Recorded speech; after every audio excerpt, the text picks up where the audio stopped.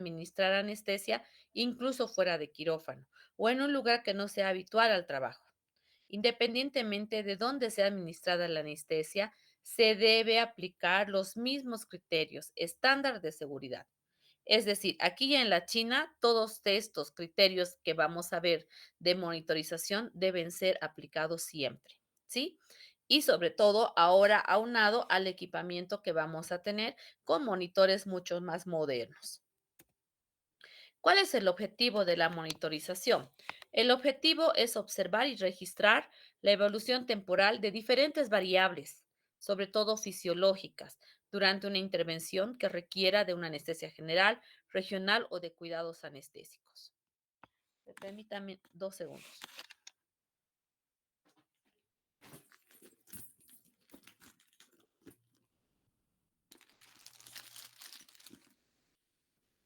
Me voy a cambiar de lentes.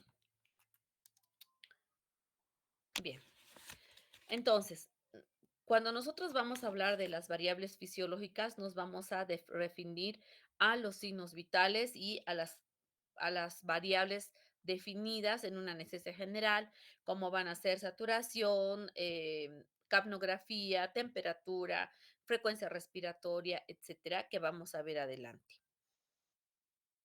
¿Qué es un monitor? Para eso vamos a necesitar diferentes aparatos.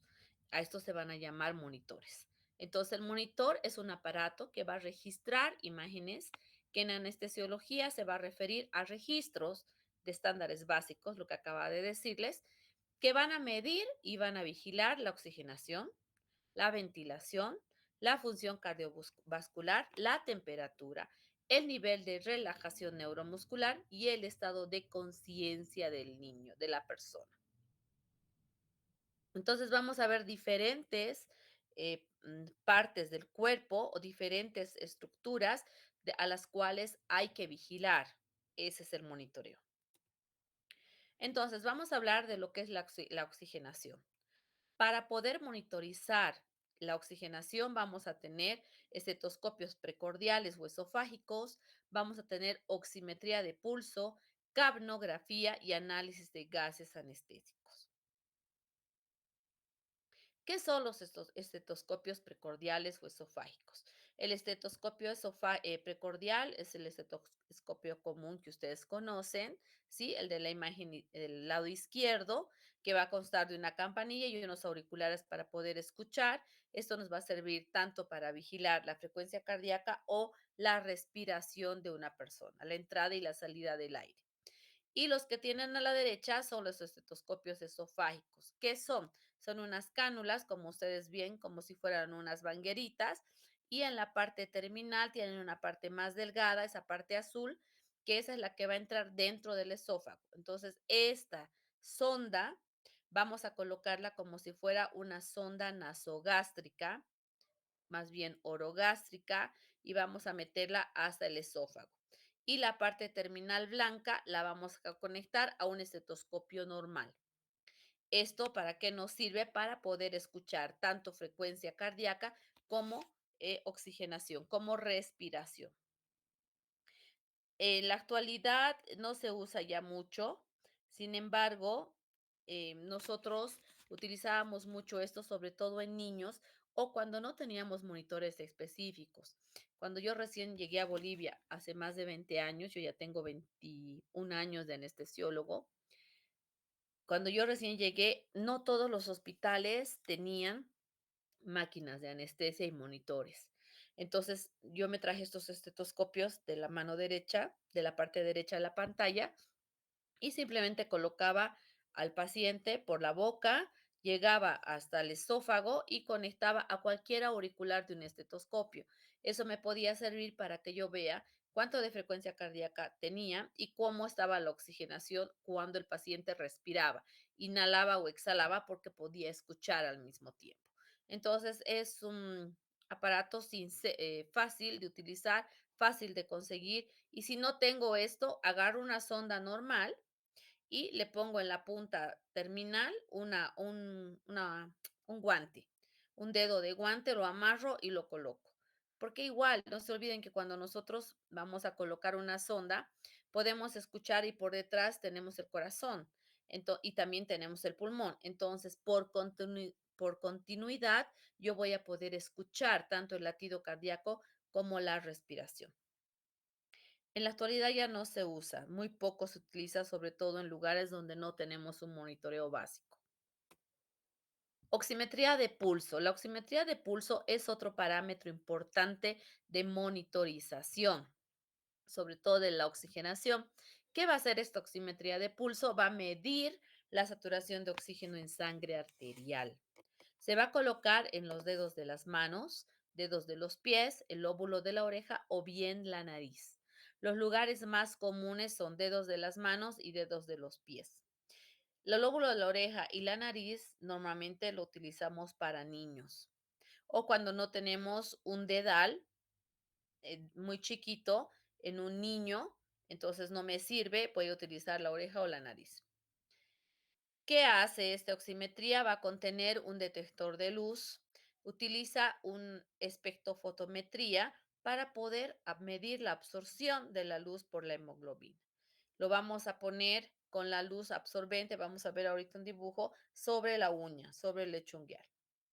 Entonces, para que yo pueda utilizar este tipo de monitoreo, lo puedo hacer a través de una máquina de anestesia como un monitor multiparamétrico, o bien lo puedo hacer con un oxímetro común y corriente como el que están viendo en la imagen, que lo han utilizado mucho en la época de COVID, ¿no es cierto? Un dedal simplemente, y los internos ahora no hay interno que no tenga para monitorizar al paciente que llega.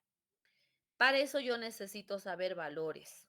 ¿A qué me refiero cuando yo voy a hablar que está hipoxémico, que está con saturaciones bajas? Entonces, este monitoreo debo de saber qué valores normales va a manejar. Y vamos a decir que de 99, 95 al 99 estamos hablando de una oximetría de pulso normal. Por ejemplo, este paciente tiene 89, 98, perdón, de saturación. Entonces, es un paciente que está normal. Hablamos de una hipoxia leve cuando tenemos saturación de 91 al 94%, hipoxia moderada cuando tenemos de 86 al 90% y una hipoxia severa en pacientes que tienen menos de 86%. Si ustedes recuerdan un poquito la época del COVID, utilizábamos mucho esto y normalmente hablábamos de que el paciente necesitaba intubarse o necesitaba oxígeno, debería ser oxígeno dependiente, cuando el paciente tenía de 85 para abajo. Entonces ya estábamos hablando que este paciente sí tenía una hipoxia severa.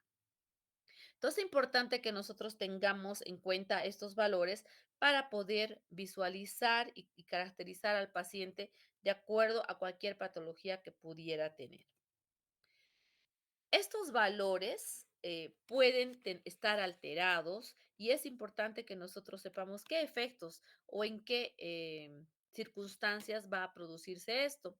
Y por ejemplo, tenemos una saturación o de oximetría alta cuando el paciente está ansioso o está hiperventilando. Si mi paciente está respirando rápido, rápido, rápido, obviamente me está metiendo más oxígeno al cuerpo y obviamente voy a tener otras cosas. Voy a tener disminución de la capnografía, todo eso, pero ahorita estamos hablando exclusivamente de la saturación. Entonces, en este paciente que respira rápido, rápido, rápido, voy a tener mayor oxigenación. En este caso, mi saturación va a ser mayor, va a tener un 99, 100%. Puedo tener también la saturación baja. ¿En qué casos? Cuando el paciente primero, puede ser que el monitor esté mal o puede ser que el paciente tenga algún problema, ¿sí? Por ejemplo, un paciente que está frío, un paciente que está hipotenso, sí me puede marcar una saturación baja, porque como bien hemos dicho hace rato, este se va a dar de sangre arterial. Si el paciente tiene problemas de circulación, este parámetro de saturación no es fidedigno. Entonces, es importante que yo tenga en cuenta esto, ¿sí? Podemos tener falsamente baja. ¿En qué casos? En pacientes que han utilizado azul de metileno, en pacientes que tienen colorantes en el cuerpo, en pacientes, sobre todo mujeres que tienen barniz de uñas, porque como estamos diciendo, necesitamos ponerlo en el lecho unguial y que vaya por circulación. Si nosotros tenemos estos bloqueos, no vamos a tener una saturación real, es falsamente baja. Falsamente alta cuando un paciente tiene, por ejemplo, una enfermedad que es la carboxihemoglobina. Este paciente que tiene esta enfermedad va a tener una falsamente alta la saturación porque vamos a tener problemas con esto. Chicos, estoy de turno, permítame, tengo una llamada. Tal vez es del hospital. Aló, buenas noches. Aló, aló.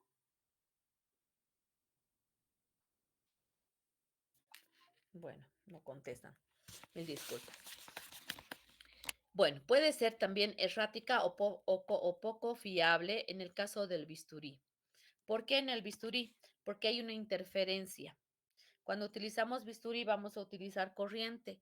Entonces, muchas veces estas interferencias que vamos a tener de electricidad sí me puede presentar saturaciones diferentes o poco fiables. Entonces, hay muchas cosas alrededor que yo debo de pensar cuando voy a tomar una saturación en un paciente, ¿sí? También el movimiento, una interferencia con la luz ambiental o una pobre perfusión, como decía hace rato, por ejemplo, un paciente que esté frío, que esté choqueado, no es fidedigna esta monitorización de la saturación de oxígeno porque no está llegando la circulación adecuada a la parte terminal, tanto manos, pies o nariz o oreja. Entonces es importante que yo tome en cuenta todas estas características que estamos hablando. Ok, otra valoración o otra monitorización importante es la capnometría y capnografía. Vamos a llamar capnometría a la medida de la presión del dióxido de carbono en la vía aérea durante un ciclo expiratorio o respiratorio, si quieren. Su lectura se va a obtener a través de un aparato que se llama capnógrafo. Ahí lo tienen a la mano derecha, es un aparato chico o puede venir bien en la máquina de anestesia. Eso lo vamos a ir viendo en las prácticas y lo van a ver también en la práctica con la doctora Carballo. Esto va a representar la presión parcial de oxígeno, de CO2 en forma numérica durante la inhalación y exhalación de una persona. Entonces, la capnografía es la parte gráfica, por eso es capnografía, es la parte gráfica del dióxido de carbono y la parte numérica es la capnometría, ¿sí? Entonces son dos cosas diferentes. Los dos manejan ventilación, pero uno me va a marcar la parte gráfica, que es la que se ve en la parte izquierda de la pantalla, y en la parte derecha tenemos una numeración, si ustedes se fijan, 38. Ese 38 me está marcando la capnometría que yo tengo en el paciente. No se olviden que cuando yo voy a respirar, voy a meter oxígeno y voy a sacar CO2, ¿sí? Entonces, esto me va a medir. Entonces, esta medición solamente la voy a tener en paciente bajo anestesia general. En un paciente que está despierto, yo no puedo medir capnografías, no puedo. O lo tengo que hacer a través de alguna sonda que pueda poner en la nariz, porque solamente voy a tener CO2 en el pulmón. No va a haber CO2 si está en el estómago, no voy a haber CO2 si mi paciente hace otra cosa. Solo si mi paciente está intubado voy a poder medir estos parámetros o estos valores. Y la parte gráfica se llama capnografía y la parte numérica capnometría. Estos valores también pueden, eso también es pregunta de examen, chicos. Estos valores también pueden estar alterados en diferentes cosas. Podemos tener los usos clínicos de este valor, podemos ver en una confirmación de una intubación endotraqueal adecuada. Les acabo de decir que solo tenemos CO2 en pulmón. Entonces, si yo voy a hacer una laringoscopía y quiero ver que haya metido bien el tubo en las cuerdas vocales, debajo de eso tenemos la tráquea y los pulmones y los bronquios. Entonces, si yo voy a tener capnografía y obviamente capnometría, quiere decir que ese tubo está en el lugar adecuado. ¿Sí? También me va a servir para valorar la ventilación adecuada, de acuerdo a mis valores. Si voy a utilizar una capnometría. y me va a servir para detección de condiciones patológicas. Debo de pensar en diferentes enfermedades cuando voy a tener un CO2 alto o un CO2 bajo. Podemos tener un CO2 alto, por ejemplo, cuando hay hipoventilación. ¿Qué quiere decir? Que mi paciente, por ejemplo, tiene alguna enfermedad que no permite que haya un intercambio gaseoso adecuado. Entonces puede ser que él esté con alguna enfermedad, entonces mi CO2 va a ser alta. En el caso de la hipertermia, también hay un CO2 alto. En el caso de una absorción exógena del CO2, ¿esto dónde ocurre? En todas las cirugías laparoscópicas. En la actualidad, la cirugía se ha optado un 90% de hacerse laparoscópicas, es decir, insuflando CO2, eso lo van a ver en quirófano, insuflando CO2 exógeno. Entonces, mi paciente normalmente va a tener liberación de CO2, pero si yo le estoy administrando CO2 aparte de un tubo, de un frasco, que es lo que me sirve para levantar o inflar el estómago para que puedan operar los cirujanos, también va a haber absorción de ese CO2. Entonces, en este caso, puedo tener un CO2 alto, pero es un CO2 que está condicionado al CO2 exógeno, no es del cuerpo. Exclusivamente se debe a una laparoscopía. ¿Sí? O una obstrucción parcial de la vía aérea. ¿Por qué? ¿Qué quiere decir eso? Que mi tubo, por ejemplo, mi tubo endotraqueal que yo he colocado en la intubación, sea doble en algún momento. Se doble la boca, se puede doblar adentro. Entonces, no hay el adecuado intercambio. Está entrando oxígeno, pero no se está eliminando porque mi tubo está doblado. Entonces, en ese tipo de pacientes puedo tener un CO2 alto. Entonces, es importante que yo tome en cuenta estas cosas para poder ver qué está pasando si tengo el CO2 alto o bien tengo el CO2 bajo. ¿En qué casos entonces voy a tener un CO2 bajo? En una hiperventilación, si mi paciente está respirando rápido, rápido, o bien le estoy dando una respiración muy elevada, voy a tener limpieza del CO2, es decir, voy a barrer el CO2 por la respiración. Entonces, en este caso, mi CO2 va a estar mucho más bajo. Lo mismo sucede si yo voy a utilizar, por ejemplo, la cirugía laparoscópica para evitar que haya ese CO2 alto, yo voy a aumentar la frecuencia respiratoria, porque sé que con la respiración este CO2 se va a eliminar. Pero si, por ejemplo, aumento demasiado la frecuencia respiratoria, este CO2 se va a bajar mucho. Entonces, es importante no hiperventilar al paciente. La hipotermia, a diferencia de la hipertermia, me va a dar un CO2 bajo. La pérdida sanguínea también, una hemorragia aguda, abundante, me va a marcar un CO2 bajo. Las fugas respiratorias, ¿a qué se refieren las fugas respiratorias? Una vez que yo tengo el tubo, puede ser que he roto el globo, puede ser que mi manguera que está conectada hacia la máquina de anestesia tenga alguna perforación. En este caso va a haber fuga del CO2. Entonces, de esa manera, mi CO2 va a ir bajando, pero no es normal, ¿no es cierto? Entonces, hay muchas cosas que yo debo de vigilar. Y lo que más me podría preocupar es que de repente el CO2 baje de golpe. En este caso, podríamos estar hablando de un embolismo pulmonar.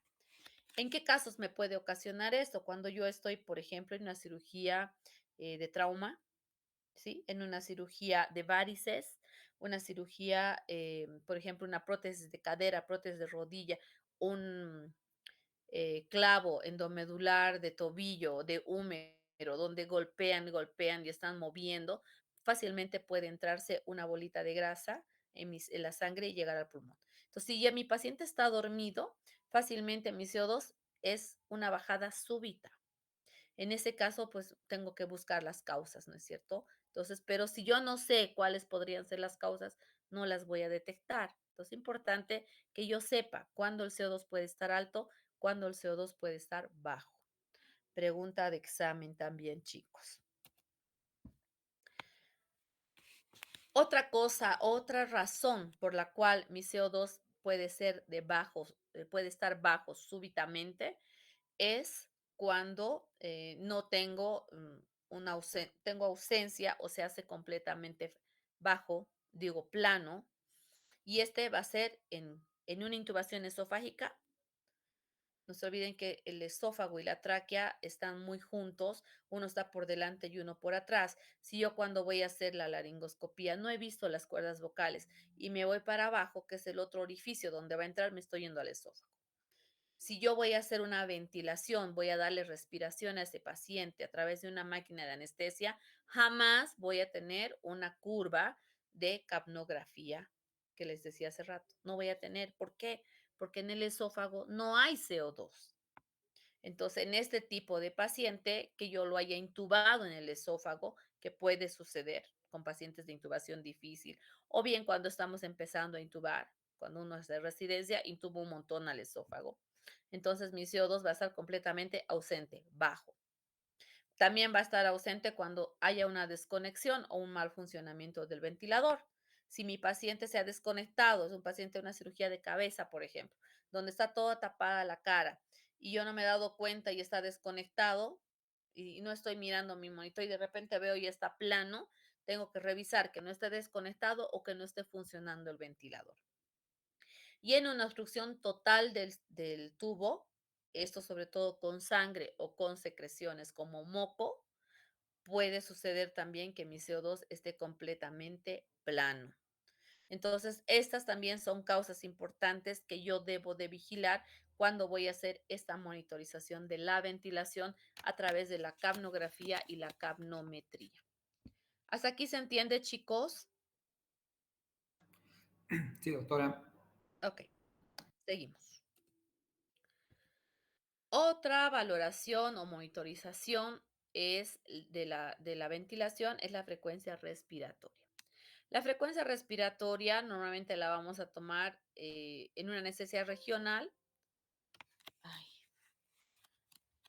chicos, mil disculpas. Ahora sí me agarraron, que como voy llegando al hospital y estoy posturno y todo, no había estado cargado esto. Déjenme conectar mi cable porque acabo de llegar, por eso no podía entrar. Permítanme un segundo.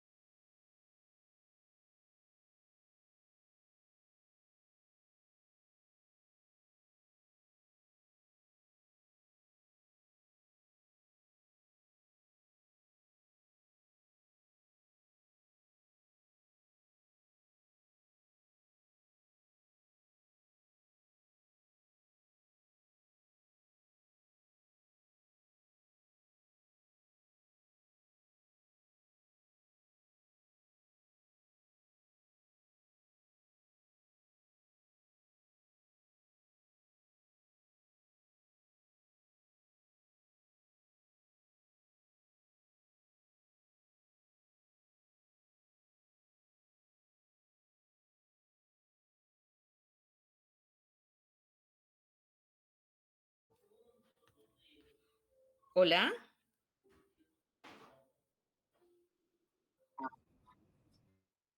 Mil disculpas, chicos, se me apagó la computadora. Deme 2 segundos, me estoy volviendo a conectar.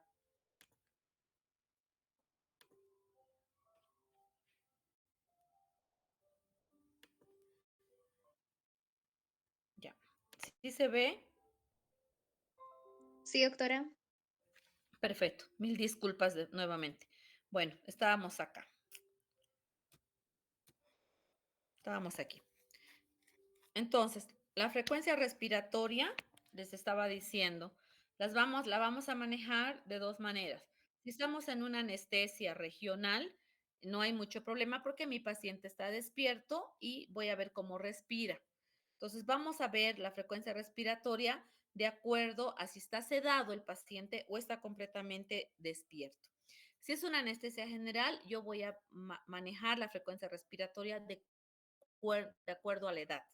Si es un niño, tendré que poner de 20 a 30 respiraciones por minuto. Si es un adulto, de 10 a 12, que es lo que normalmente nosotros tenemos en estado de vigilia.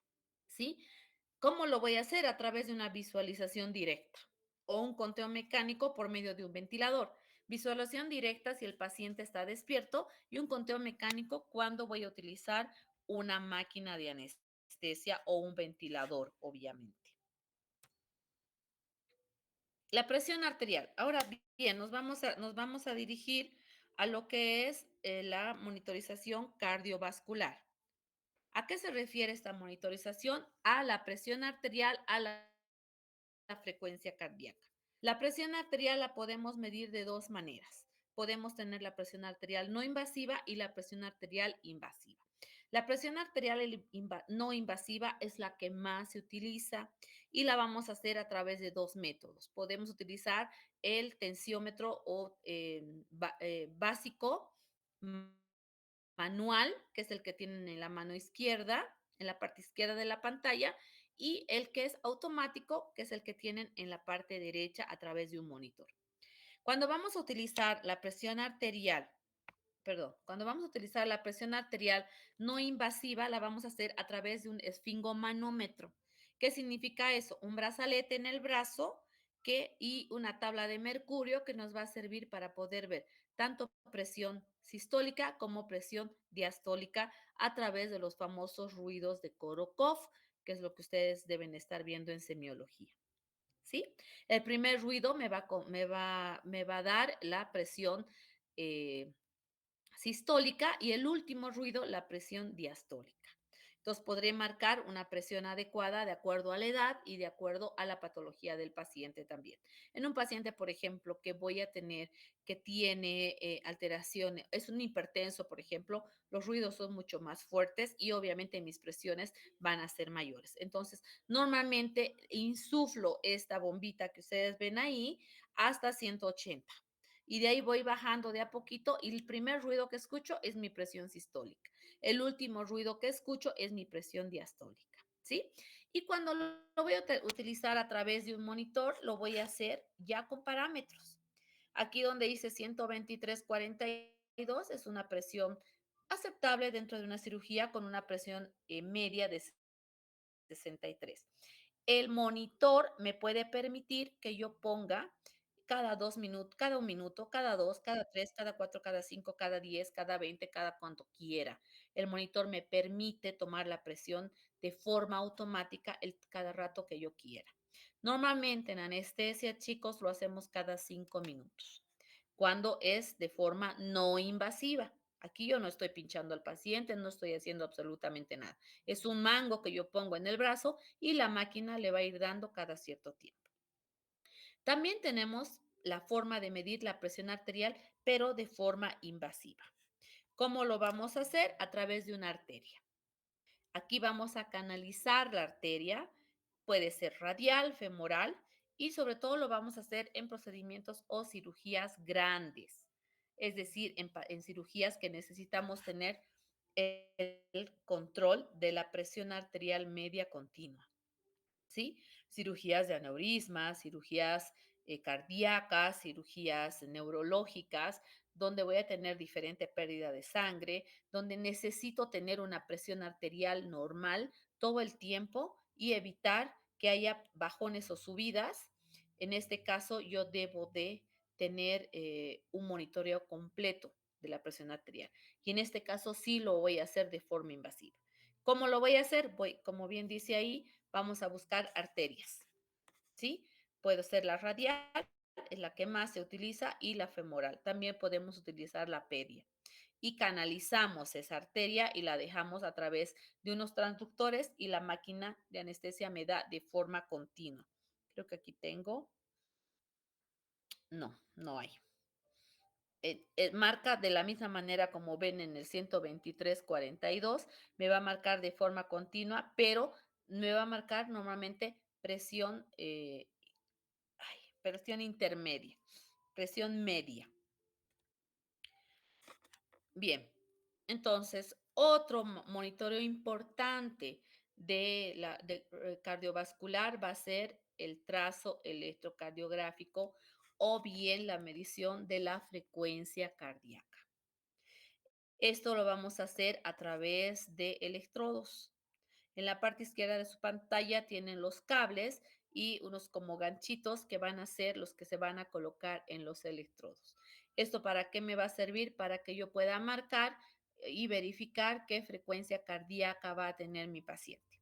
Esa que dice 75 es la frecuencia cardíaca que yo estoy manejando en este tipo de monitoreo. Si ustedes se fijan, este monitoreo es un monitoreo básico. Tenemos frecuencia cardíaca, tenemos presión arterial, lo que es 120/70, tenemos saturación de oxígeno, que es el 95, y tenemos CO2, fíjense, metría en este caso, que me está marcando 32. También tenemos temperatura. Entonces, aquí es muy importante, este es un monitor multiparamétrico que me va a servir para que yo pueda monitorizar tanto la parte ventilatoria como la parte cardiovascular. ¿Cómo vamos a colocar estos electrodos para poder visualizar el trazo electrocardiográfico?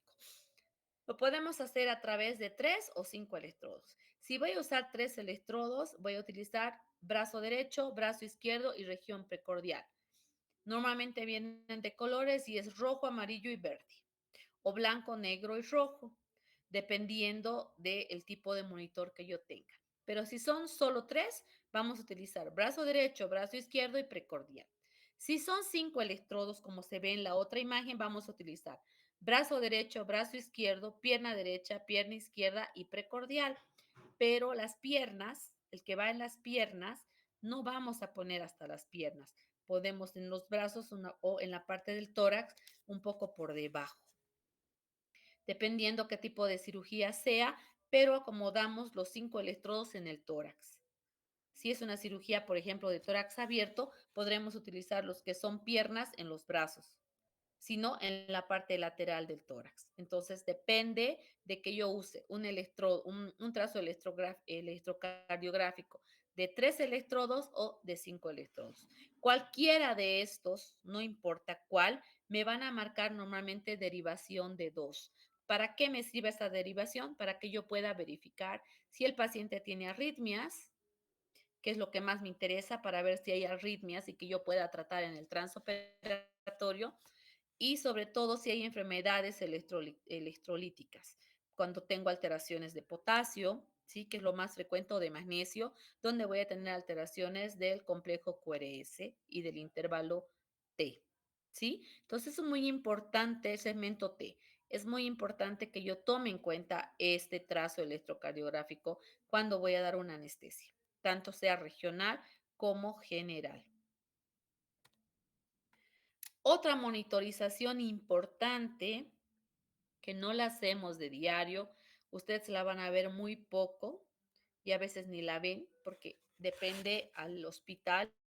En Bolivia y en Cochabamba tenemos como 3 hospitales que tienen estas monitorizaciones, pero solamente las utilizamos cuando las cirugías van a ser cirugías muy grandes y necesitamos ver qué tipo de relajación neuromuscular tiene.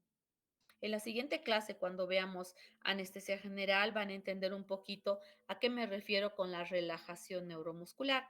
Pero bien, Cuando nosotros usamos un relajante neuromuscular, vamos a producir relajación de todo el músculo del cuerpo, desde la laringe hasta los pies. Entonces, en este tipo de pacientes que yo voy a realizar una intubación o voy a necesitar una relajación, por ejemplo, de abdomen o una relajación, qué sé yo, de la parte del cuello, si es una cirugía de cuello, etcétera, voy a utilizar en una cirugía grande este tipo de monitoreo. A este se llama tren de 4. Se hace a través de dos electrodos, como ustedes ven en la imagen, y una parte que viene en los dos dedos como tenaza, tanto el dedo gordo como el índice.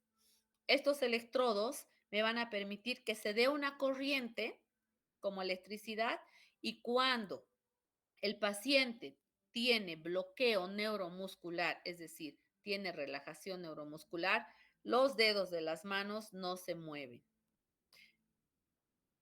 Cuando hacemos este tipo de monitorización, nosotros necesitamos un instrumento o un software exclusivamente de relajación. Y en este software nos van a marcar las rayas que ustedes ven en la imagen, donde me marcan cuatro barras. Cuando yo sé que mi paciente está relajado, tiene que estar por lo menos 3 barras planas y aparecer una cuarta. Cuando inicia la relajación, me aparecen las barras enteras y va a empezar a disminuir, ¿sí? Y se hace plana. Cuando mi paciente está completamente relajado, no voy a tener las barras. Y cuando mi paciente está empezando a despertar de esa relajación, voy a empezar nuevamente al revés, como se ve en la imagen. Primero las barras, luego se hace plano, plano, luego empieza las barras chiquititas y nuevamente se hacen las barras grandes. Las barras grandes quiere decir que mi paciente ya no tiene relajación, es decir, está recuperado. Si logran ver, el inicio, el grado de bloqueo, dice el inicio. Cuando está empezando, si ustedes se fijan en la imagen, las barras van disminuyendo. Bloqueo intenso marca cuando no tenemos absolutamente ni una imagen. Bloqueo profundo igual. Cuando el bloqueo está todavía moderado, tengo barras muy chiquitas y cuando ya estoy recuperando, las barras se hacen nuevamente altas. En este tipo de monitorización es importante que yo tenga este software, si no, no me sirve. Sí, y les vuelvo a repetir, solo las hacemos en cirugías completamente grandes. ¿Por qué? Porque estos tipos de relajantes, por ejemplo, van a ser pacientes que voy a tener mínimo 1 hora de cirugía. Si no, no tiene sentido. Si voy a utilizar un relajante de acción muy rápida, que a los 30 minutos ya no tengo nada, no tiene sentido ponerle tantos cables, parches, etcétera, para que en media hora yo no necesite más nada. Entonces, normalmente lo voy a manejar en cirugías grandes para poder monitorizar cuánto de relajación voy a tener en este paciente. Se llama tren de 4, monitorización de la relajación neuromuscular. Bien, entonces para que yo produzca una cirugía, o más bien, para que se produzca una cirugía, yo debo de tener un bloqueo moderado. A eso se llama bloqueo quirúrgico. ¿Sí? Donde dice que la presencia de una sola respuesta, es decir, de un solo bloque de los 4 que estamos diciendo, por eso se llama tren de 4, de los 4, un solo bloqueo me va a correlacionar con un 90 al 95% de relajación.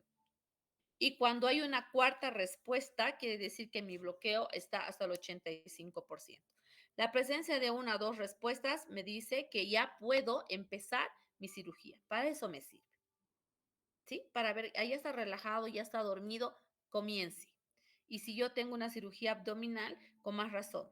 Muchas veces los cirujanos te dicen, no está relajado, se está moviendo o siento que está duro. Entonces, si yo tengo este bloqueo, este monitoreo y veo que mi paciente no me marca estas torres de las que estábamos hablando, entonces voy a decir, mire, doctor, está completamente relajado su paciente.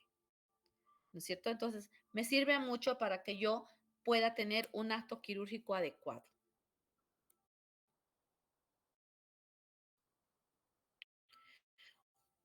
Ahora sí, podemos monitorear. En la actualidad, chicos, la mayoría de las anestesias generales se hace a través de este monitoreo importante. Lamentablemente, no lo hacemos de rutina.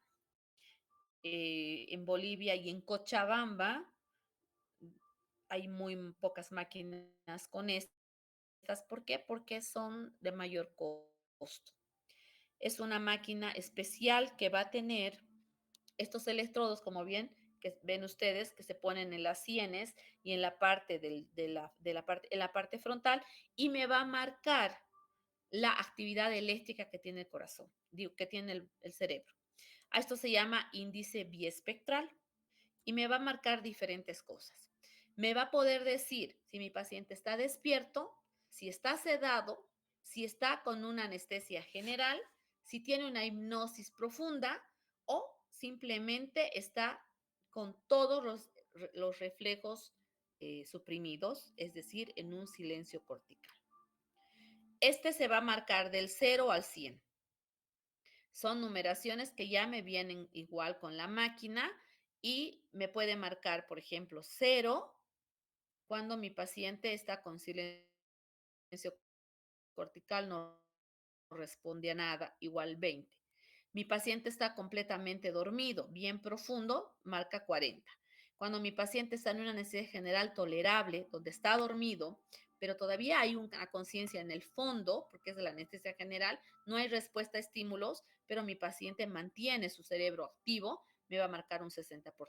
Un paciente sedado, donde yo puedo hablarle al paciente y el paciente me responde, es con un índice bispectral de 80.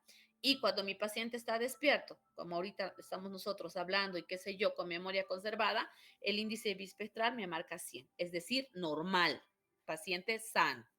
Entonces me va a servir nuevamente durante una anestesia y en una anestesia general yo debo permitir que esté entre 40 y 60. Esto me va a ayudar para qué? Primero, para saber el estado de conciencia y que mi paciente no se acuerde. Si ustedes han visto, hasta hay películas donde dice, oye, hay pacientes que también hay artículos donde el paciente te dice, he escuchado todo. Y si ustedes leen los artículos o revisan, hay alta incidencia de pacientes que te dicen, yo he escuchado todo lo que estaban hablando mientras operaban y estaba intubado y estaba dormido. Entonces, con este parámetro, con esta monitorización del estado de conciencia, podemos evitar esto. ¿Sí? Me va a ayudar a disminuir además el consumo de fármacos. Porque si yo, por ejemplo, voy a ver que cuando mi anestesia está puesta, veo a mi paciente según este índice bispectral que está con 60, no necesito aumentarle un analgésico, no necesito aumentarle un relajante, no necesito aumentarle un hipnótico, un narcótico.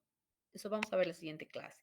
¿Sí? Entonces no necesito aumentarle porque ya sé que está con un buen plan. Entonces me puede servir para eso. Y también me va a servir para saber qué tiempo de recuperación tiene. Si yo, por ejemplo, estoy terminando mi anestesia y empiezo a cerrar todos mis medicamentos, quito todos los medicamentos, tanto de la vena como los inhalatorios, voy a ver que mi paciente está empezando a salir de anestesia. Por ejemplo, ya está con un 80% según este índice bispectral. Entonces, en este caso, sabré que mi paciente ya está recuperando su estado de conciencia. Entonces, me va a servir también para despertar a mi paciente. Entonces, esta monitorización del estado de conciencia es una monitorización muy adecuada, pero no se utiliza diariamente, pero sin embargo es importante que ustedes sepan que sería lo ideal para que nosotros podamos manejar a los pacientes de forma muy científica, ¿no es cierto? Existe otro estado, una monitorización del estado de conciencia y a esto se llama potenciales evocados. Creo que me comí mi diapositiva. Existe otra que se llama potenciales evocados, también tiene que ver con el estado de conciencia y se hace a través de un electroencefalograma. Creo que eso es todo. De todas maneras, el mejor monitor siempre va a ser el anestesiólogo. Tanto la máquina de anestesia como un monitor multiparamétrico me van a dar parámetros numéricos que me van a decir, así está tu paciente. Pero si yo no sé, como decíamos hace rato, si yo no sé en qué casos podría estar alterada mi capnografía, en qué casos podría estar alterada mi saturación, o el paciente es hipertenso y me está marcando una presión arterial alta y no relaciono con la patología de mi paciente, de nada sirve. Entonces, el mejor monitor siempre va a ser el propio anestesiólogo. De acuerdo, chicos. Preguntas.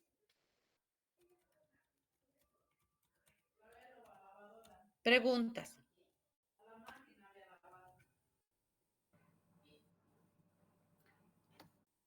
Hola. Creo que no hay, doctora. Estaba claro. ¿Han entendido bien o no han entendido nada? Uno de dos. Yo, por mi parte, sí. Doctora, yo tengo una pregunta respecto al monitor. Pude ver en quirófano cuando entré a observar que cada cierto tiempo sonaba y la que yo supongo que era la anestesista apretaba un botoncito. ¿A qué se debe esto? ¿Qué procedimiento es? Ya, no. Si la anestesióloga apretaba un botoncito era para que precisamente no suene. El monitor es un aparato que me va a marcar parámetros. Todos los monitores ya tienen parámetros establecidos. Por ejemplo, si baja de 90% la saturación de oxígeno, empieza a sonar la alarma. Y esa es la alarma que hace callar el anestesiólogo para que no esté sonando. Si la frecuencia cardíaca baja a menos de 40 o menos de 50, depende cómo nosotros lo programemos, va a empezar a sonar. Si mi paciente está hipotenso, me marca menos de 90, 60, también va a sonar. Entonces, normalmente tenemos la mala costumbre de quitar todas las alarmas o cuando está sonando apretamos. Seguramente eso es lo que has visto. Por eso sonaba y alguien apretaba algo para que se calle. Pero no es lo ideal. O sea, lo ideal es que tú manejes al paciente con el monitorización estándar, básica, que es lo que debes de tener. Muchas veces al cirujano hasta le molesta que esté sonando, por ejemplo, tu trazo electrocardiográfico y de repente hace interferencia con su electrobisturí y empieza a sonar hasta asistolia, marca asistolia. ¿Por qué? Porque hay una interferencia de circulación y de corriente. Entonces, en ese caso, tú nomás le explicas al doctor, le dices es que está utilizando el electro y por eso está sonando, no es otra cosa. Entonces, muchas veces sucede eso y eso es lo que van a ver todo el tiempo, pero nosotros no apretamos nada, nosotros ya lo tenemos programado. Tenemos programado que la presión arterial se tome cada 5 minutos, que el trazo electrocardiográfico sea continuo durante toda la cirugía. Una vez que conectamos en los electrodos, mientras dure la cirugía, debe estar el trazo del corazón todo el tiempo. La saturación, lo mismo. Conectamos en el dedo y marca la curva todo el tiempo. La presión arterial cada 3 a 5 minutos depende qué es lo que quiera yo de mi paciente.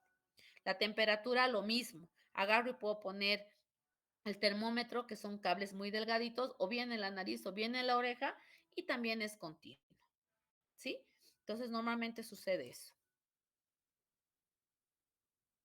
Está bien, doctora, gracias. De nada. ¿Alguna otra pregunta? Doctora, buenas noches. Una pregunta respecto a la gráfica que mostró sobre la presión parcial del dióxido de carbono. ¿Ya? ¿Cómo este se mide en pacientes con EPOC, enfermedad pulmonar obstructiva crónica? Ya que, bueno, por lógica, esta presión parcial del oxígeno, del dióxido de carbono, va a ser inversamente proporcional a la presión parcial de oxígeno alveolar. Esta Uh gráfica no -huh. se alteraría drásticamente en los pacientes, bueno, que se intervienen con EPOC. La gráfica sí. La gráfica tenemos diferentes modos de gráfica. Las gráficas pueden ser con picos, pueden ser, normalmente, si ustedes revisan un poquito lo que es la capnografía, vamos a tener para el CO2 un inicio, una subida, una meseta, que es la recta, y luego una caída súbita. Eso es lo normal. Cuando tenemos alguna patología pulmonar, muchas veces mi subida es mucho más rápida, no tengo meseta o mi meseta es muy corta y baja. Entonces, va a depender mucho del tipo de patología que tenga mi paciente. Eso es previo, obviamente, porque cuando yo voy a manejar o cuando hubiera una obstrucción, por ejemplo, una neumonía o un paciente que tiene un neumotórax, en todo ese tipo de pacientes, esta gráfica va a ser completamente alterada. Los valores probablemente los pueda manejar de acuerdo a la frecuencia respiratoria, pero la gráfica me va a estar diciendo que hay algún problema. No se va a hacer esta meseta normal y del tiempo normal que normalmente manejamos, si vale la redundancia. ¿Entiendes? Entonces, la gráfica va a ser completamente diferente. Si nos vamos, creo que he dejado de compartir o seguimos. A compartir. Ahí hay un mosquito que me está comiendo. Espérenme, voy a volver a compartir. No sé qué he hecho aquí. Vamos a compartir, espérenme. Les voy a... Ay. ¿Y ahora qué pasó aquí? ¿Ahora se ve? No. No. Esperen, esperen. Ahí voy, ahí voy. Vamos a buscar aquí. Está.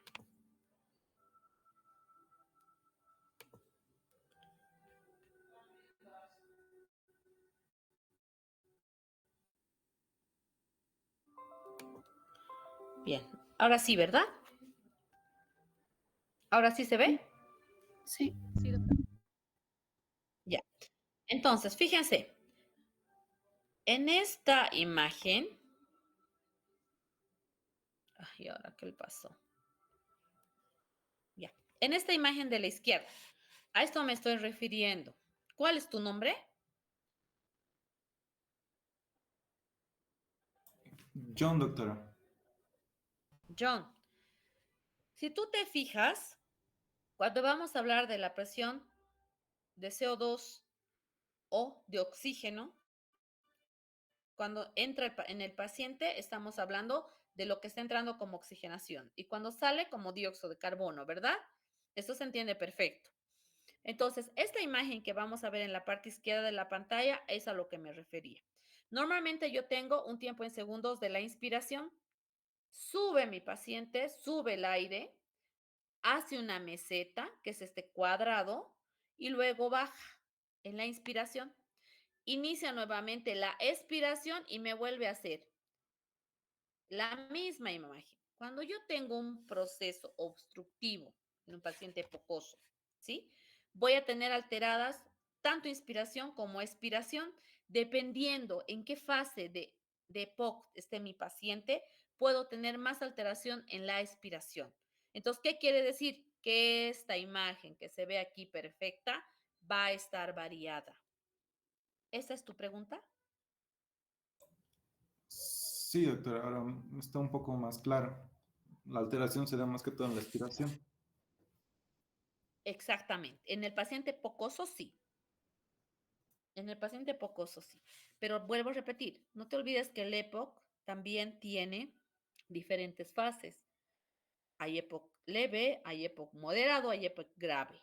Entonces, dependiendo el tipo de patología que tenga mi paciente, en qué fase lo encontramos, estas variaciones las vamos a encontrar más o menos. Porque esta imagen que ustedes ven es la correcta de una persona sana. Pero en una persona que tiene enfermedades, que tiene una neumonía, que tiene asma, vamos a encontrar cuadros restrictivos. En el EPOC lo mismo, sobre todo en la expiración. ¿Respondo a tu pregunta? Sí, doctora, muchas gracias. De nada. ¿Alguna otra pregunta, chicos?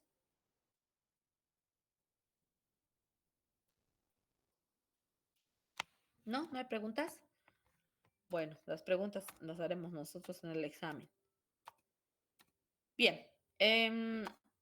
Este tema no es un tema muy bonito, sin embargo, cuando vean la práctica van a entender un poquito más ¿A qué nos referimos cuando hablamos de capnografía, de capnometría, del trazo electrocardiográfico? Si tienen la oportunidad de ver un tren de 4, un BIS, un índice bispectral, todo eso, entonces les va a quitar.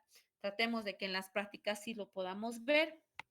La siguiente clase, chicos, es anestesia general. Me gustaría mucho que por favor lean. Lean qué es un narcótico, qué es un relajante, qué es un inductor, qué es un halogenado, para que podamos entender mejor lo que vamos a ver. Porque si no, no van a entender. Van a escuchar nombres de medicamentos y no se trata de eso, sino se trata de que por lo menos se les quede qué es un narcótico, se les quede qué es un relajante, qué cuidados hay que tener con cada uno de ellos.